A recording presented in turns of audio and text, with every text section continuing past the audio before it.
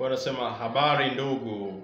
Baadaye akaniambia bosi habari, akanipigia siku online, ilikuwa ni kwenye WhatsApp hapa. Nilikuwa na chat naye kupitia WhatsApp hapa. Unaweza ukaona chatting zetu hapa. Yes, you can see our chattings hapa. Okay. Anasema baadaye nikamjibu nikamwambia nzuri za kwako. Akasema duka akasamahani, mimi sielewi hata shida ni nini. Nimepima UTI, malaria, typhoid, hivi sukari vyote hakuna, ila pressure yangu iko juu. Yaani nashindwa kuelewa kozi umri wangu mdogo na najikuta napata tu hofu ghafla. Maumivu ya kichwa, kizunguzungu, yaani kuna muda nakata tamaa ya kuishi. Maana anasema sijajua utaratibu wako ukoje boss. Baadaye nikamwambia pole ndugu, inabidi upate tiba na program ya vyakula itakusaidia. So huyu ni one of my clients ambaye yuko somewhere in Twala. Niliweza kumsaidia changamoto ya pressure, kuna pressure ya kupanda, na alikuwa ni kijana mdogo ambao ameelezea kwenye message hapa, na ni kijana mdogo ambaye alikuwa tayari ameajiliwa na kazi yake nzuri yuko serikalini, lakini alikuwa anapitia changamoto ya hali ya pressure. You can imagine mtu mwenye umri mdogo sana. Kwa ni moja ya vitu ambavyo vinaumiza sana.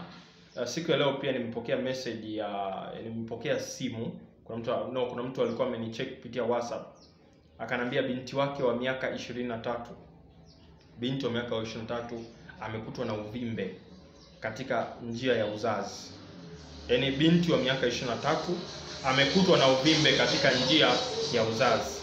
So you can imagine kwamba magonjwa ya lishe nowadays yanakuja hadi kwa vijana wadogo. Shida iko wapi? Mtindo mbovu wa maisha katika upande wa vyakula.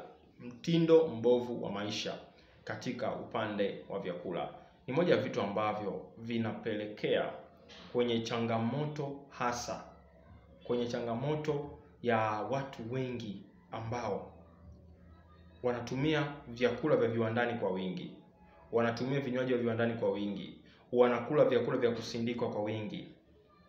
So dhamani ilikuwa kuona mtu ana pressure ni mtu ambaye ni mnene, ana kitambi, ana mwili mkubwa. Lakini nowadays mambo yamebadilika. Vijana wadogo chini ya miaka 40 wanapata pressure, wanapata kisukari, wanapata shida ya uvimbe kama binti wa miaka 23 ambaye nimepewa taarifa leo. Kwa unaweza ukaona sio mambo ya kufurahia, ni mambo ambayo yanaumiza. Ni mambo ambayo ya kusikitisha.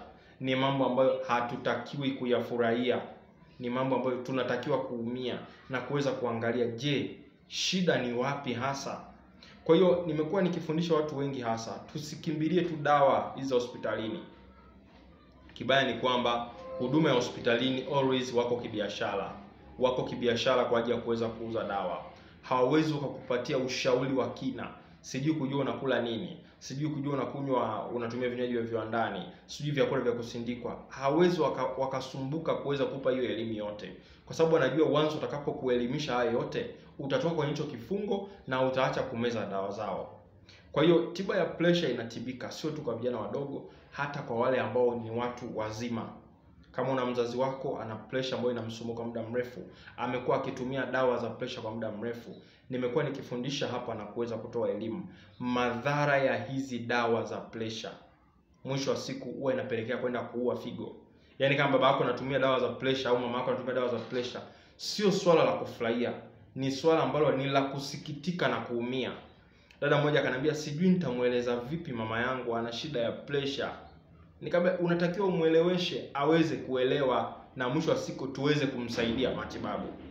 So usipokuwa makini kuweza kutunza afya yako leo, madhara utakuja kukutana nayo huko mbeleni.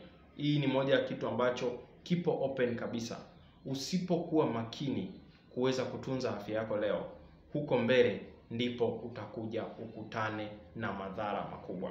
Kwa hiyo ugonjwa wa pressure, Dr. Kuboja ninakutibu, lakini pia utaingia katika programu yangu. Ni muda wa siku 90 tu. Mhusika anakuwa ameshapona pressure na amekaa vizuri pasipo changamoto yoyote. Kwa hiyo tuwasiliane kama una changamoto hii.